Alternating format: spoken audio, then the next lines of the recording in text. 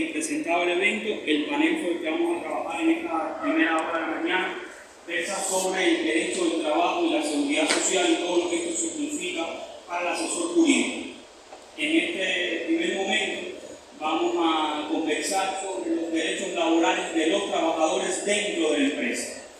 Acá el objetivo, como bien se sabe, es más que crear un debate, un espacio de reflexión, y a partir de eso yo lo que les traigo son como determinadas cuestiones que hoy son desde el punto de vista práctico y normativo, alguna problemática que hoy puede surgir dentro del seno de la empresa para protección de los derechos laborales, y a partir de ahí entonces después abrir un espacio de debate.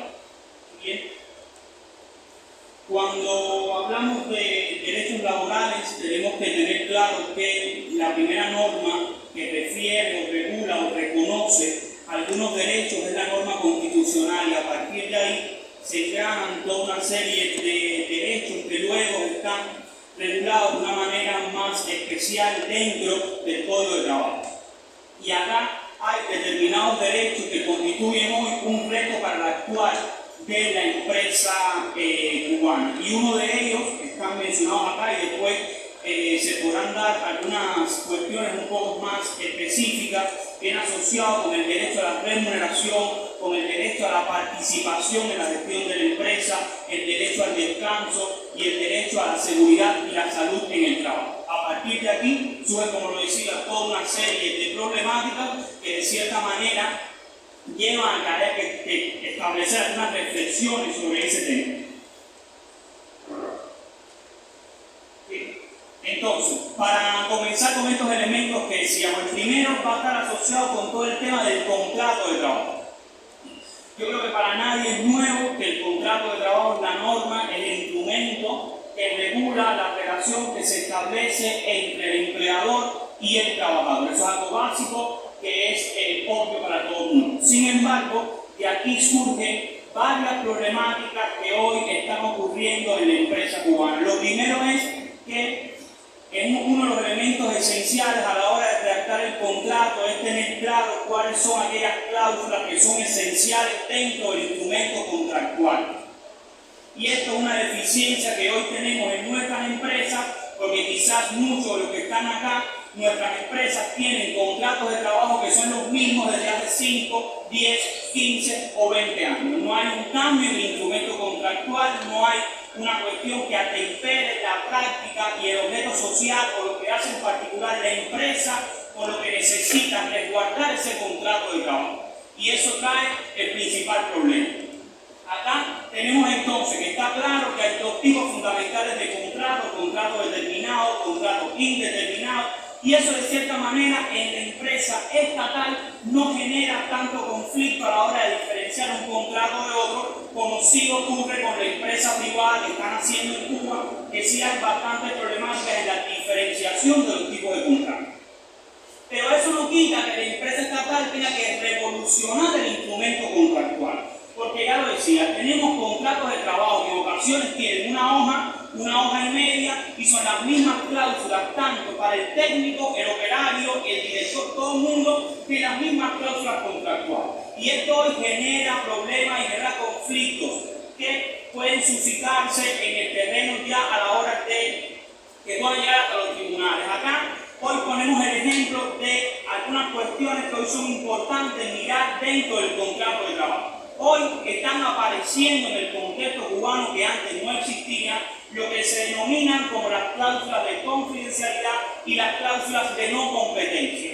Es decir, estas son las cláusulas que usted puede establecer a un trabajador cuando tiene que resguardar determinada información oficial dentro de la empresa. Esto puede ocurrir en algunas empresas que manejan una información sensible, pero sin embargo no tenemos la conciencia, no tenemos la tradición de colocar esta cláusula contractual dentro de los contratos. Sin embargo, ya están naciendo empresas que quieren colocarlo dentro de sus contratos. Pero hay que tener claro que para colocar este tipo de cláusulas de confidencialidad o las cláusulas de no competencia, que son aquellas por las cuales usted puede prohibirle a un trabajador que una vez terminada la relación de trabajo establezca una relación con una empresa similar o de la competencia para esta primera, tiene que tener determinadas condiciones para pactar. Lo primero, que es una de las cuestiones que hoy, eso también parte por la cultura que podemos tener, queremos traer las cláusulas de confidencialidad y no competencia, pero ahora queremos colocárselas a todos los trabajadores de nuestra empresa. Y eso trae un problema, porque ¿qué tiene que ver un auxiliar de limpieza? ¿Qué tiene que ver el administrador para que tenga una cláusula de confidencialidad o no competencia?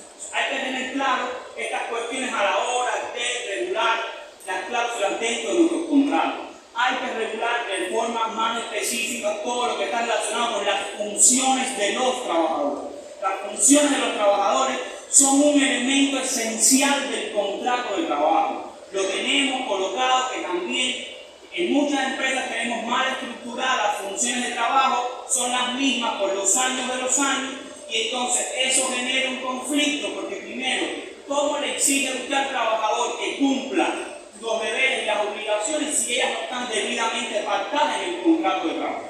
Porque a la hora de usted exigir luego responsabilidad disciplinaria por una negligencia, es una negligencia en el cumplimiento de los deberes. ¿Qué deberes? Los que tienen que estar pactados en el contrato de trabajo. Los que además trascienden a cuestiones de modificación contractual, porque no se pueden modificar de forma unilateral, porque son elementos esenciales del contrato. Como mismo los temas de la remuneración. El salario básico que va fijado como una de las cláusulas dentro del contrato no puede ser modificado de forma unilateral. Esta y así otras cuestiones. Yo creo, todos vivimos cuando llegó la pandemia, por ejemplo, y apareció el famoso teletrabajo y trabajo a distancia, que cambiaba el lugar de trabajo, había que establecer los suplementos al contrato de trabajo. ¿Por qué? Porque el lugar de trabajo es uno de los elementos esenciales del contrato. ¿Por qué? No por una cuestión burocrática, sino porque, por ejemplo, solo una problemática, ¿cómo usted define después un lugar para fijar que ocurrió un accidente de trabajo? En el lugar de trabajo, uno de los elementos que te permite analizar y entender los temas de los accidentes. Y así pueden surgir diversas problemáticas. Esas son cuestiones dentro del contrato que hay que tener claro con las cláusulas que pueden surgir dentro del instrumento contractual. Los contratos de trabajo no son contratos por adhesión, tenemos que quitarnos eso de la mente. El trabajador no llega y firma lo que yo tengo hecho por años y años y años, porque después este es el instrumento que regula todo lo que está obligado a cumplir el trabajador. Y nos damos cuenta cuando ocurre un conflicto y entonces no está la cláusula, cómo se lo exijo, cómo obligo al trabajador a cumplir esta cuestión.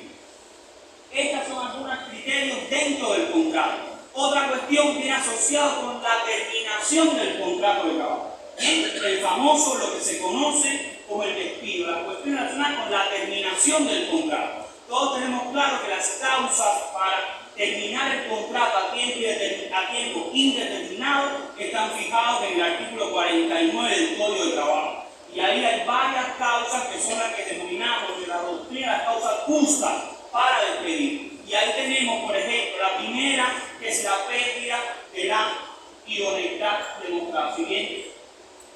Y acá me voy a detener también un minuto, porque la pérdida de la idoneidad demostrada es un procedimiento que quizás todos lo hemos vivido dentro de la empresa con un trabajador que ha ocurrido, pero a veces violamos elementos dentro de ese procedimiento que invalidan y anulan todo el procedimiento. Bien, porque la pérdida de la idoneidad demostrada, como ese principio rector que rige la relación, mientras un trabajador sea idóneo, al no ser que ocurra otra falta, no puede ser despedido de su puesto laboral, no se puede romper ese vínculo contractual, pero es que la idoneidad demostrada lleva un procedimiento que hay que cumplir. Y ahí yo pongo tres elementos: proceso de evaluación, comité de expertos, declaración de idoneidad demostrada. En nuestras empresas, para muchos, el proceso de evaluación de desempeño es un trámite burocrático, arcaico, que realizamos porque alguien exige que hay que hacerlo. Y los trabajadores solo lo piden, lo miran cuando entonces le dan pérdida de idoneidad demostrada y a esa hora llegan a los tribunales. Como mismo llegan los empleadores a los tribunales diciendo que el trabajador perdió la idoneidad demostrada, pero todas sus evaluaciones son de excelente. ¿En qué elementos se está está usted basando para decir que hubo una pérdida de la productividad, la eficiencia y la conducta del trabajador, y su evaluación, que es el instrumento que refleja esa pérdida de idoneidad, es tan excelente. Entonces, todo esto lleva una nueva mirada dentro de las empresas, y aquí tiene que jugar un papel el rol de los asesores jurídicos, porque el rol de los asesores es asesorar, es guiar al empleador en materia de derechos laborales por el camino correcto para no vulnerar los derechos de los trabajadores. Y entonces, han colocado algunos elementos de la idoneidad demostrada, porque es un procedimiento establecido en ley, es un procedimiento que de cierta manera hay que dar una regulación en los convenios colectivos de trabajo. No me voy a detener mucho en el tema del convenio, quizás el profesor Ulises se pueda detener un poco más en las cuestiones de relaciones colectivas, pero los convenios colectivos de trabajo no son unos papeles que guardamos en una gaveta. Hay que revitalizar, hay que volver a dar el papel que juegan los convenios colectivos de trabajo, porque ahí se pactan las cláusulas generales y específicas dentro de una empresa en particular, entre el sindicato y el empleado. Entonces, es un procedimiento que debe estar regulado en estas cuestiones. A mi consideración, es un procedimiento de tracto sucesivo. ¿Por qué yo digo esto? Porque usted no puede decir que porque el trabajador, sí, todo puede ser analizar caso a caso, pero de forma general usted no debe decir que ocurrió un hecho, una sola cuestión, hizo que el trabajador perdiera de forma definitiva la pérdida de idoneidad demostrada. ¿Sí? Es una cuestión que hay que analizar donde, como decía, la evaluación de desempeño es la que fija estas cuestiones. Pero ¿qué necesitamos también? Reformar los procedimientos de evaluación de desempeño. Tenemos un papel con quizás 2 o 3 preguntas que dicen lo mismo, que evalúan lo mismo y que ponemos bien, excelente. O sea, ni siquiera hay un criterio para que usted pueda después evaluar y adecuar hasta qué punto se ha perdido o no esa idoneidad demostrada. Otra cuestión que me quiero detener es el tema de los trabajadores designados. Hablé de contrato, hablé de pérdida de idoneidad demostrada, ahora voy a ver unas cuestiones de los trabajadores designados. En todas nuestras empresas tenemos trabajadores designados. De hecho, los asesores jurídicos son trabajadores designados. Pero esto es una cuestión que también necesita una nueva mirada en las empresas. Tenemos que tener claro, porque tenemos que arrastrar el tema del trabajador designado, nombrado, aprobado por resolución, ha sido una herencia del derecho administrativo que llegó al derecho del trabajo y aún no logramos que desaparezca. Ahí la tenemos, con ella tenemos que lidiar, por decirlo de alguna manera, pero eso no quita que haya que darle la verdad que necesita. Primero, cuando hablamos de trabajador designado, que es una persona que reúne requisitos de confiabilidad y discrecionalidad. Por tanto, eso le da al empleador una posibilidad de designar en ese puesto a un trabajador y de retirarlo cuando pierde la confiabilidad y la discrecionalidad, pero siguiendo un procedimiento establecido. Y ahí me detengo. Esa potestad de retirar al trabajador de ese puesto designado no es unilateral, ¿sí? No es arbitraria, ¿sí? Tiene que ser proporcional. Si el trabajador pierde la discrecionalidad y la confiabilidad, usted tiene que demostrarlo ante el comité de expertos, que es quien debe decidir esa cuestión, y además eso significa que el trabajador pierde el requisito para ese puesto, pero no para romper el vínculo jurídico con el empleado. Muchas ocasiones pasa, la experiencia lo dice, que nuestras empresas quizás cambian de persona que la dirige, y esta persona que la dirige en 3 meses comienza a cambiar los trabajadores designados. Es la realidad nuestra. Lo quito al encargado de almacén, quité al jefe de departamento, y ¿qué le dice el jefe? En algunas ocasiones le doy otro puesto, en otras ocasiones digo que terminó el vínculo porque ya no es confiable, no es discrecional. Todo esto lleva un procedimiento que no puede ser unilateral, y donde el asesor jurídico juega el papel entonces de decirle al empleador cómo se deben hacer las cuestiones, pero para eso hay que saber los límites que ese empleador tiene a la hora de nombrar y retirar un trabajador designado. ¿Sí bien? Otra cuestión que solo paso por arriba, pero creo que ahí sí el profesor Ulises se va a detener un poco, y uno de los temas yo creo más importantes hoy en la empresa estatal es el tema de la descentralización salarial. Sí. De de un día para otro le dijimos a nuestras empresas, ahora ustedes pueden formar su salario, ahora ustedes pueden organizar los puestos de trabajo, y el gran problema es que nuestras empresas no saben hacer eso. Es una realidad. Perdonen si alguien, quizás puede haber empresas que lo hayan hecho bien, eso hay empresas que lo han hecho bien, pero hay muchas que no lo han hecho bien. Hay una cuestión, primero, no hay una organización de los puestos de trabajo, no hay una relación entre salario y complejidad del cargo. Por tanto, una descentralización, comenzamos a poner salarios básicos a los trabajadores, porque esto no es una cuestión, esto llega hasta los pagos por utilidades o otras remuneraciones, pero también esto afecta a esta descentralización, llegó hasta el salario básico del trabajador. Entonces, es un elemento esencial del contrato, que por demás hubo que modificar con acuerdo del trabajador. Entonces, cambiamos estas cuestiones, pero hoy surgen diversas problemáticas. Hoy uno de los temas que están llegando a nuestros tribunales y que son complejos son los temas de salario.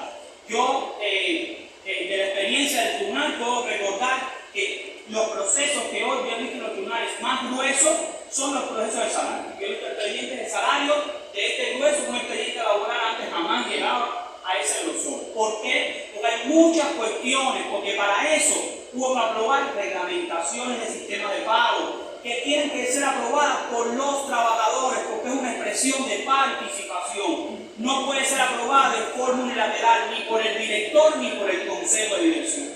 Tiene que ser debatida por los trabajadores. No es notificada a los trabajadores, es construida con los trabajadores. Todas estas cuestiones también son una problemática que hoy tenemos en nuestras empresas. Y por último, los temas disciplinarios. Yo creo que ahí ya el asesor también entra un poco más fuerte, pues quizás son los asesores los que al final redactan estas medidas de imposición de sanción disciplinaria. Pero acá tenemos que darnos cuenta primero que hay un procedimiento disciplinario que hay que cumplir, que es una garantía para los derechos del trabajador, porque usted está imponiendo una sanción que limita derechos laborales. Usted puede poner una multa que restringe el derecho a la remuneración, usted puede poner un traslado que limita la estabilidad, o puede poner una separación que limita el derecho al trabajo porque rompe el vínculo del trabajador. Entonces, hay un procedimiento que es una expresión de garantía de estos derechos. Y acá tenemos que tener claro una cuestión que llega y que la práctica lo dice, el tema de los 30 días hábiles para sancionar, que van desde que el empleador tiene conocimiento de derecho, cuando digo empleador digo la autoridad disciplinaria facultada para imponer la sanción, hasta la notificación del trabajo. No es hasta que usted firme la medida disciplinaria, es hasta que usted notifica al trabajador que está siendo sancionado, porque este es un acto de despido, en caso de separación, que tiene que ser comunicado al trabajador para que surta efecto. ¿Ya? Entonces, el tema llega hasta ahí. Lo otro es las cuestiones del artículo 153. En ocasiones nuestros asesores o los empleadores olvidan las causas por las cuales se puede suspender ese término, por las cuales no se puede sancionar, e incluso la última que coloca es la hospitalización por enfermedad o accidente común, porque nuestra ley dice que en este caso puede suspender, pero para que pueda suspender hay que colocarla en el escrito de imposición de medida disciplinaria. Y ahí entonces donde nuestros asesores quizás a veces olvidan de colocarlo en la medida y después lo avalan en los tribunales diciendo que el término no lo cumplí por esta cuestión, pero no lo colocó en el escrito de imposición de medida disciplinaria. ¿Sí bien? Y lo otro son las cuestiones de, primero, cómo redactar el escrito de imposición de medida disciplinaria. A veces redactamos medidas disciplinarias de una cuartilla, no adecuamos, no valoramos las pruebas, en ocasiones ni siquiera decimos qué prueba. Pasó esto, el trabajador tenía esta función y pues no tiene separación definitiva. ¿Por qué prueba usted tuvo en cuenta eso? ¿Cómo valoró esas pruebas? ¿De dónde salieron esas pruebas?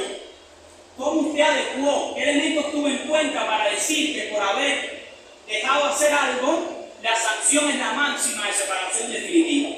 ¿Tuvo en cuenta los elementos concurrentes? ¿Tuvo en cuenta la historia del trabajador, su trayectoria, sus evaluaciones de desempeño para sancionar? Sí las tuvo en cuenta. Usted colocó eso en la medida disciplinaria, lo narró, hizo ese ejercicio de proporcionalidad, de adecuación, en muchas ocasiones no. Entonces, esto también es una deficiencia que luego llegan a nuestros tribunales. Entonces, estos son otros elementos asociados con el escrito de imposición de medidas disciplinarias. Es decir, los escritos tienen la norma, cómo se tienen que establecer, pero estos elementos son importantes. Como mismo, para cerrar, el tema de la calificación de la infracción. En muchas ocasiones cometemos algunos errores a la hora de calificar infracciones, como por ejemplo diferenciar la negligencia de la desobediencia, diferenciar el maltrato de obra de la falta de respeto.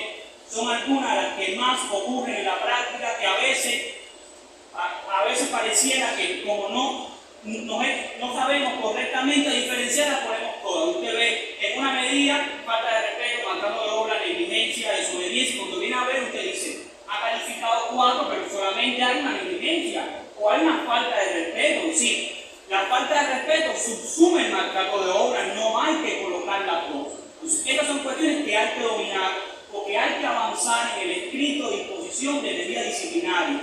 Primero, porque esta es una obligación del empleador de fundamentar por qué sanciona. Bien, y es una garantía del trabajador, porque ahí está siendo, como lo dije, limitado su derecho.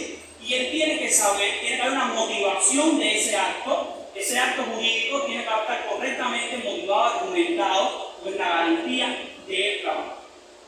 Y entonces, para cerrar, hay dos vías, por supuesto, como todas estas cuestiones que he mencionado puede generar un conflicto determinado, por supuesto, la vía de solución serán nuestros tribunales, con lo cual entonces ya la colega que nos acompaña, entonces algunas reflexiones. Por mi parte, esas son algunas de las ideas que yo les traía. Muchas gracias.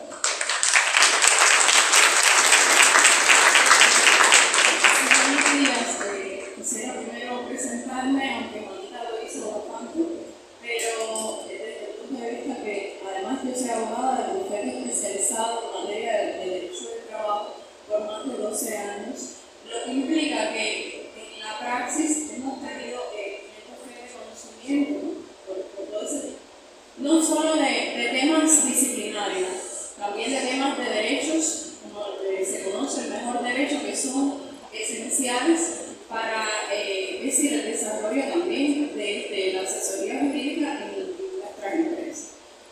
¿Por qué digo esto? Porque independientemente a que el asesor jurídico participa en los procesos judiciales en gran medida y lo hace desde el punto de vista, por supuesto, de representación de los intereses del empleado, tiene que tener en cuenta, y por eso el enfoque que el profesor hacía fundamental es en los derechos laborales, es decir, los derechos que tienen los trabajadores, porque por ende, ya cuando usted está representando al empleado, ya subsume por sí solo este derecho del empleado, pero usted tiene que velar por todos los aspectos técnicos jurídicos a la hora de ejecutar esta medida disciplinaria, ejecutar cualquier tipo de procedimiento, como el que refería el profesor Reinaldo, que es el de la pérdida de requisitos de algún, porque no solo tienen trabajadores simples, ustedes también tienen bajo su custodia los trabajadores que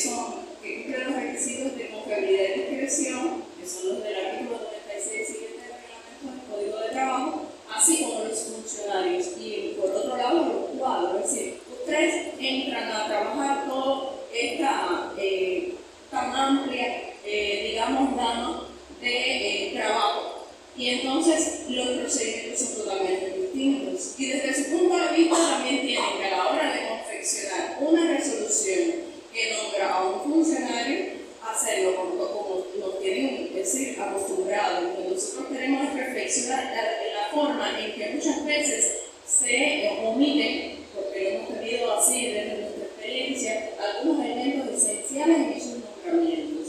Nombramientos no solo digo de ese trabajador designado en el artículo 96 del Código de Trabajo, sino también de los funcionarios. Y eso es importante, porque estas personas, nosotros hacíamos un análisis práctico de que están prácticamente un tanto desamparados por la norma a la hora de que ellos van a reclamar sus derechos, fundamentalmente los disciplinarios. El profesor Reinaldo me daba el pie forzado para hablar de la parte judicial. Nosotros pensamos que es muy importante que el asesor asesor jurídico, cuando se va a enfrentar a un proceso judicial, vaya preparado en todos los aspectos, pero de gran manera. ¿Y por qué lo digo? Bien, cuando nosotros nos enfrentamos a un proceso donde generalmente el asesor jurídico representa a la entidad, ya ha contestado una demanda que en su momento interpuso el trabajador, porque generalmente van porque el trabajador está inconforme con la aplicación de la medida disciplinaria o con un reclamo de derecho, digamos derecho de salario, cualquier derecho que implique incluso los de seguridad social. Sí, son una gama muy importante de derechos que pueden y son reclamables, nosotros lo vemos constantemente. Pero antes de llegar ahí a este tribunal, ustedes empiezan con esa toma de medida disciplinaria, que ahí la participación es esencial.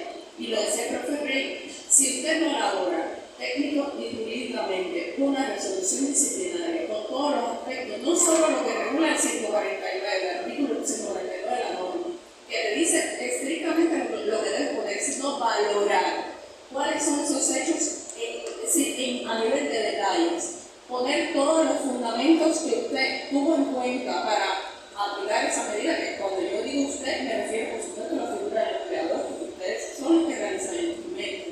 Y si omiten las pruebas que tuvieron a consideración a aplicar, eso pensamos que después de traer un problema a ustedes mismos como asesores jurídicos, lo hemos visto en la experiencia práctica. Cuando se aplica la medida disciplinaria, ya sabemos todos que desde la amonestación hasta la separación del sector es reclamable ante los tribunales. Estamos hablando de los trabajadores. Es reclamable ante los tribunales. ¿Qué significa esto? Porque cuando usted va a un tribunal y va a representar a ese empleador, usted le da la cara a esa medida disciplinaria que usted mismo confecciona. Por tanto, este juez que va a valorar este expediente, el abogado que representa, o el propio trabajador que se representa él mismo, va a valorar cuáles son estos aspectos medulares que faltaron en la medida disciplinaria. Y desde nuestra experiencia, sí, estamos muy de acuerdo con lo que decía el profesor Rey, que hace falta argumentar y hacer la más probable. Es lo que pensamos, porque no es una cuestión, digamos, como la vieja escuela, nosotros no es copiar los hechos solo sin fundamentarlos, sin poner nada detalle de los hechos, no es poner que se tuvieron bien la prueba que se valga en ese momento, no, es narrar cuáles son los hechos puntualmente, en qué se equivocó esa persona, cuáles son las pruebas que usted valoró para sancionarlo. Digamos, por ejemplo, el estudio en caso de una ausencia, el estudio de la tarjeta de control y presencia, o análisis en el área de recursos humanos con el especialista que lleva, digamos, tesis personal, una entrevista que se toma con ella o un documento declarativo. La cuestión es aportar pruebas esenciales para cuando usted va al tribunal, entonces lo pase una vez ante los juicios. Además, cuando el profesor hablaba de la vía judicial, y en la antesala de ello está, por supuesto, seguimos hablando de los trabajadores, no he hablado de los funcionarios, tampoco he hablado de los trabajadores civiles de las FARC y del MINIC, que no van a este procedimiento. Ellos tienen otra vía de reclamo, que es plenamente administrativo, pero es tan importante la vía judicial que, bueno, mismo lo hemos detenido. Cuando se va al órgano de justicia, no termina el trabajo del asesor jurídico. Independientemente de que nosotros, los asesores jurídicos, no podemos participar, porque así lo mandata la norma, en la vista del órgano, sino como público, no puedes emitir criterios en la vista del órgano. Independientemente de eso, allí se va a valorar qué fue lo que usted hizo con esa medida disciplinaria. ¿Ya? ¿Qué hizo en ese instrumento? Por tanto, aunque un tanto como muchos órganos neófitos de la materia del derecho, sí se hace un análisis y después se toma un acuerdo que puede ser incluso declarar conlugar el reclamo del trabajador. Lo que significa, ese conlugar significa que usted no hizo un trabajo, digamos, muy importante, muy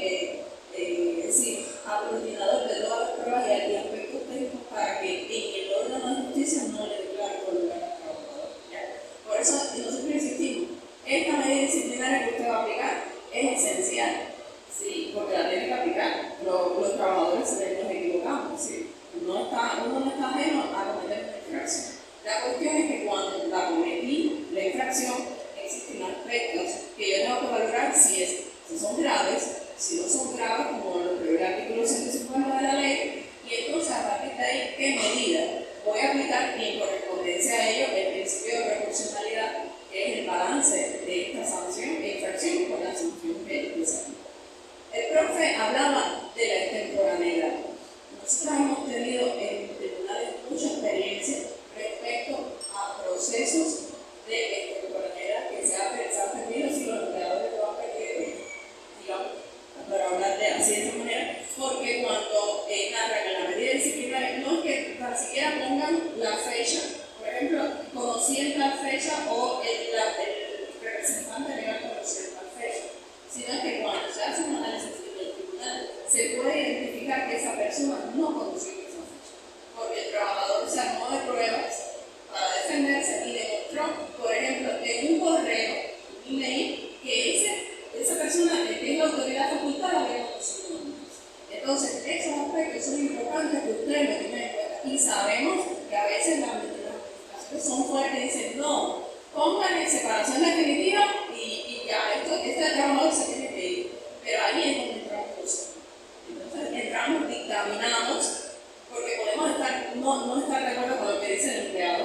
Nosotros podemos estar en contra de ese criterio del empleador y decir, miren, la medida que amerita este trabajador no es la separación definitiva. Por esto.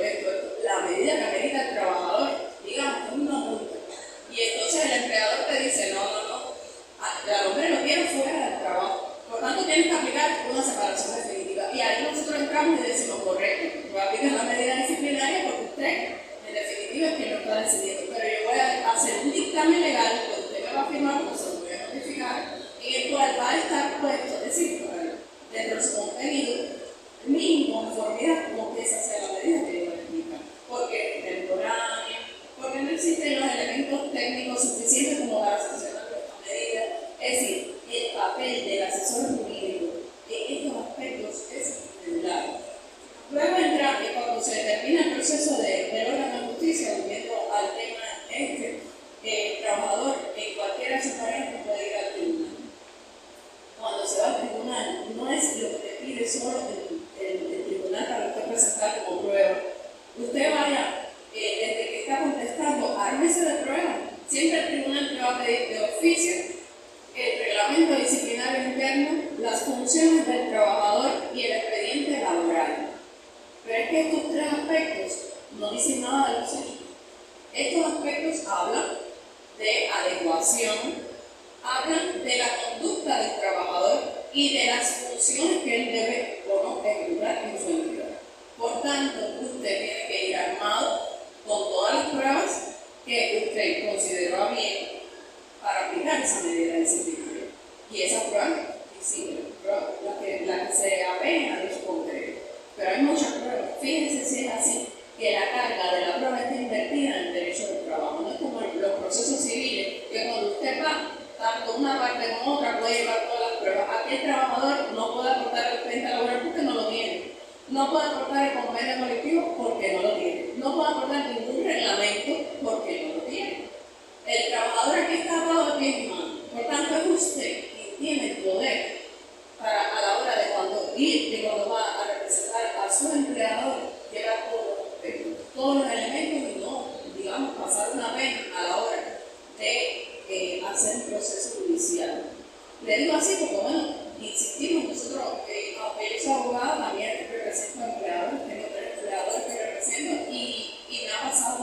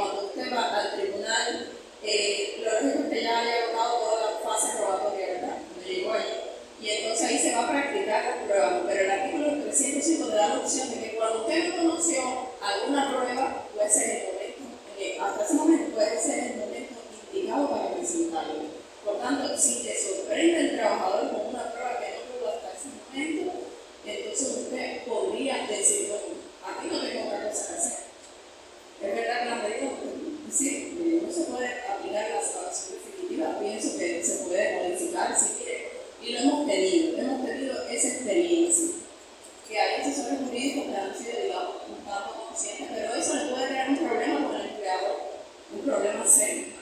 Y en tal sentido, nuestro consejo siempre es en base a que se armen de estos aspectos probadores buenos a la hora del debate. Y en la contestación, que no sea de cajón, que sea una contestación a la demanda muy importante, es decir, muy sustancial, por todo insistimos en estos aspectos.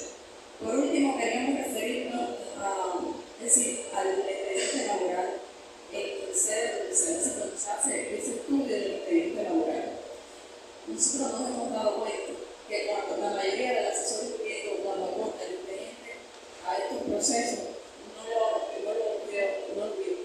no sabe si tiene dentro la función, no sabe si el contrato de trabajo está firmado o no por el trabajador. No se trata que el índice tiene que ir en correspondencia con todo lo que está dentro de ese expediente. Y le digo, esto pasa generalmente porque es que nosotros, a la mayoría de los asesores jurídicos, siendo honestos, es que nos gusta ir a solamente especializarnos en trabajo. Se hacen muchas cosas, se dice asesoría jurídica, es decir, se hace de todo. Pero cuando usted está allí, tiene que estudiar, por lo menos para ir al tribunal, tiene que estudiarse ese expediente laboral antes de enseñárselo al juez.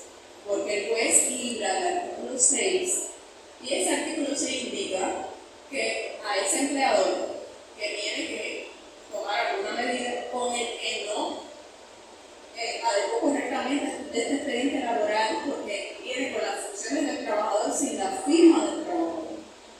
Muchos están con los contratos de trabajo sin la firma del trabajador, entonces eso no es legal. Si no tiene la firma, es inexistente jurídicamente. Pero además, todas las, las evaluaciones que algunos senadores no es obligatorio hoy día tener, lo sabemos así, en el expediente local, hay veces que se colocan, pero que no están firmadas, de que sirven. Y además, los antecedentes disciplinarios. Si esa persona tiene antecedentes disciplinarios del cual no se ha rehabilitado, ese expediente laboral tiene que revisar el asesor jurídico y saber que no se ha rehabilitado. O si se le tocaba la rehabilitación, saber que le correspondía rehabilitarse ya y ya hay que sustraer del expediente laboral. Entonces, esos aspectos pensamos que son, a grosso modo, esenciales a la hora de ir a un proceso judicial. ¿Por qué no ver el procedimiento? Porque el tercer panel se va a hablar de eso y va a ser muy, muy importante. Entonces, yo quise dar una pincelada de las cositas más que queremos más en el resumen judicial. Muchas gracias.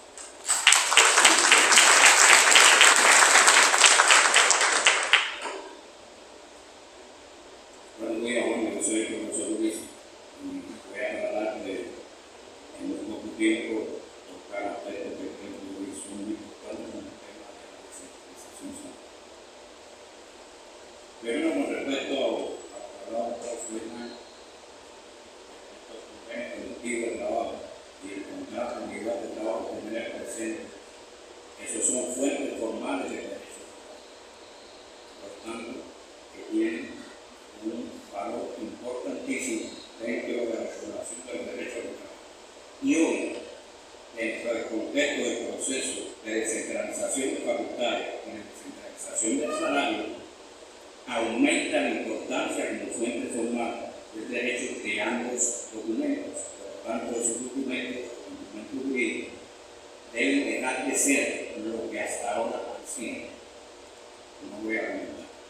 Y se convierte en instrumentos realmente de autorregulación, que es uno de los principios de la relación colectiva de trabajo, y también de participación de los trabajadores, artículo 20 de la Constitución, igual que hay que hacer realidad alguna vez el principio o el derecho de negociación colectiva, que está ausente del Código de Trabajo y que es un elemento esencial tu signataria del convenio 98 de la OIT en cuanto a libertad sindical y negociación colectiva. Por lo tanto, eso es que tenemos presente y eso es parte también del tema de la participación.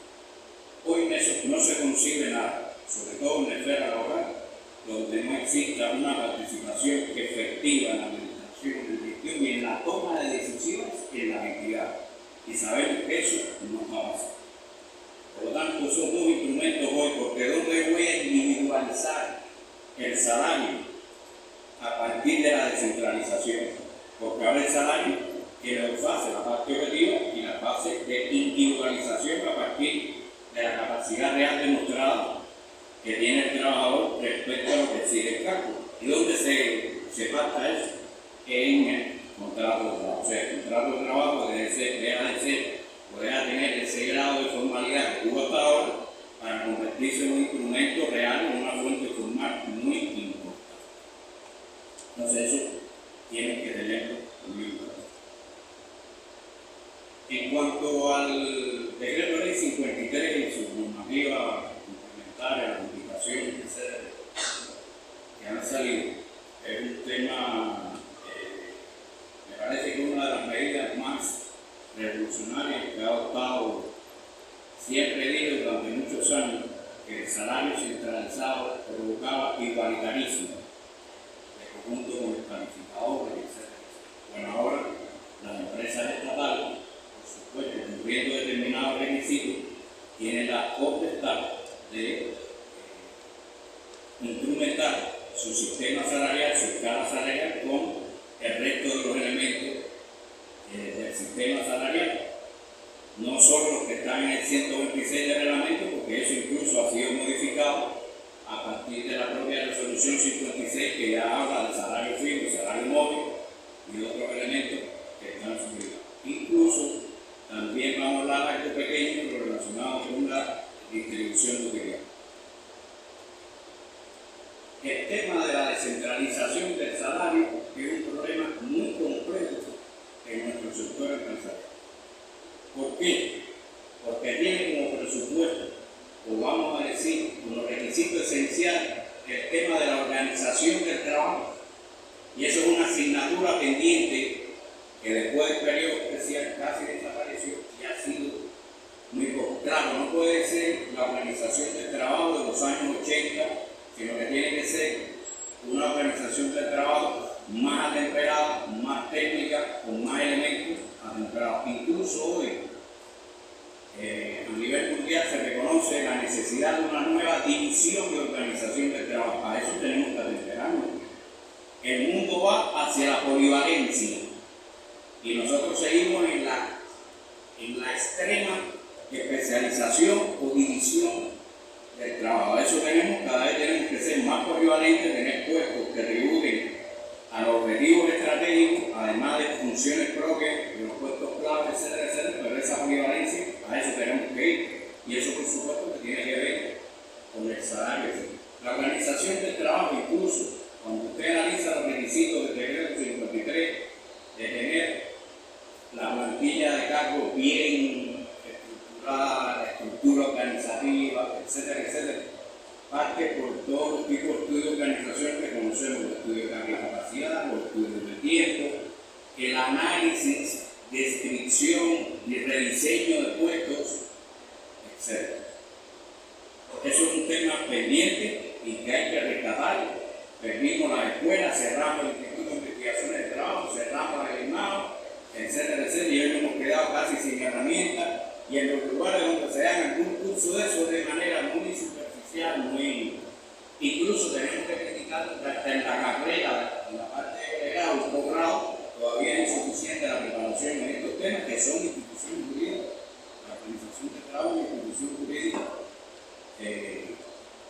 del derecho de trabajo, como bien está regulado a partir del artículo 80. Otro aspecto necesario en este tema es que hay que acabar de superar el artículo 36 del Código.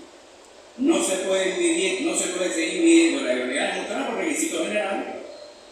Hace rato debimos haber pasado nosotros una gestión por competencia a partir del diseño del cargo bien elaborado y donde a partir de las funciones, responsabilidades, se definan claramente cuáles son los conocimientos, las habilidades, las conductas, los valores, etcétera, que al final es lo que va a determinar el nivel de complejidad, responsabilidad, intensidad, etcétera, etcétera, para usted poder fijar dentro de la escala salarial que usted elaboró a cada uno de los cargos de esa estructura económica. Ahora, el decreto 53 establece 4 principios medulares, además, por supuesto, de los requisitos de tener la eficiencia económica, o sea, la contabilidad bien certificada, tener la eficiencia económica, tener un buen margen de utilidades, porque todas estas medidas salariales es la única manera de incrementar o de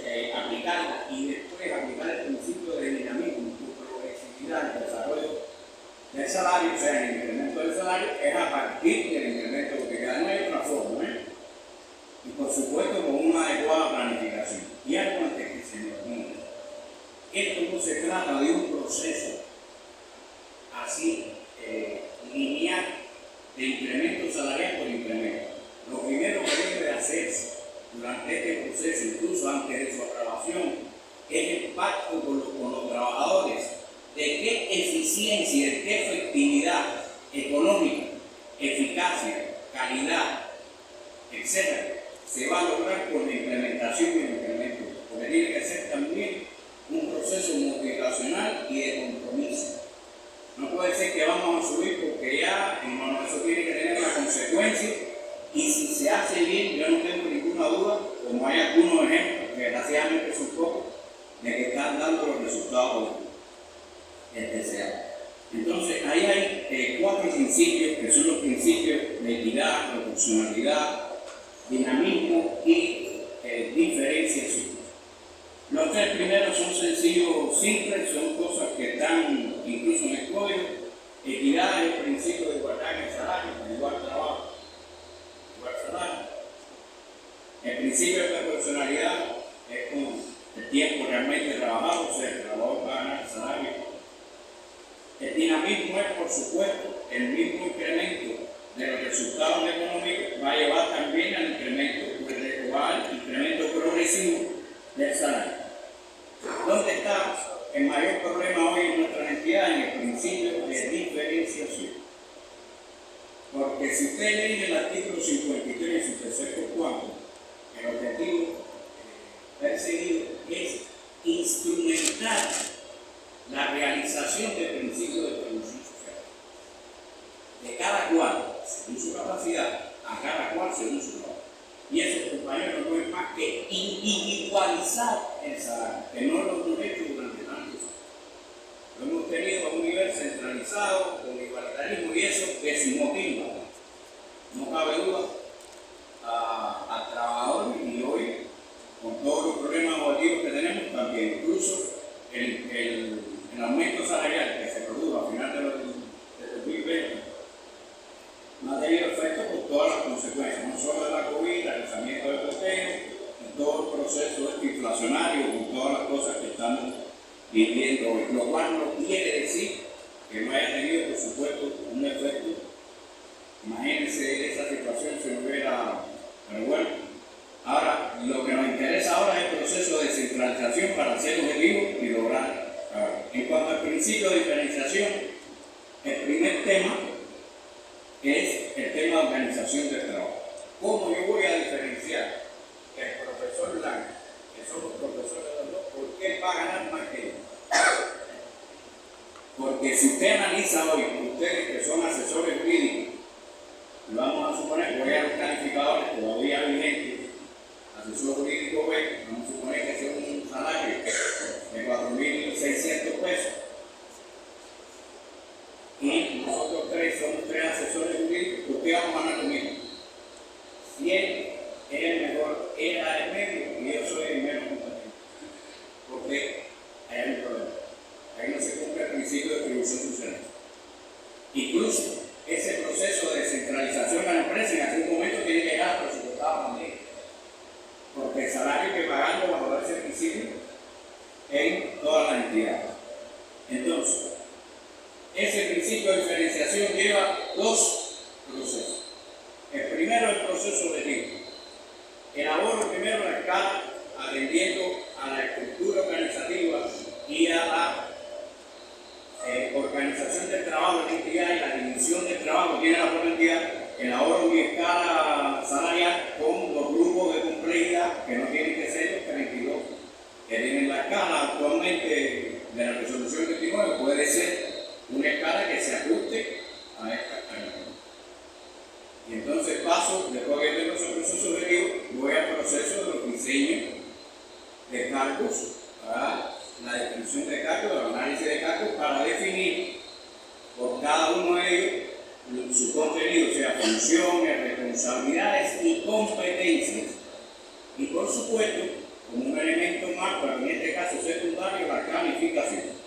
¿Y por qué secundario? La vida nos ha demostrado que si bien es un tema excepcional, hay trabajadores que no tienen el requisito de calificación formal, sin embargo, compañeros, tienen una alta competitividad.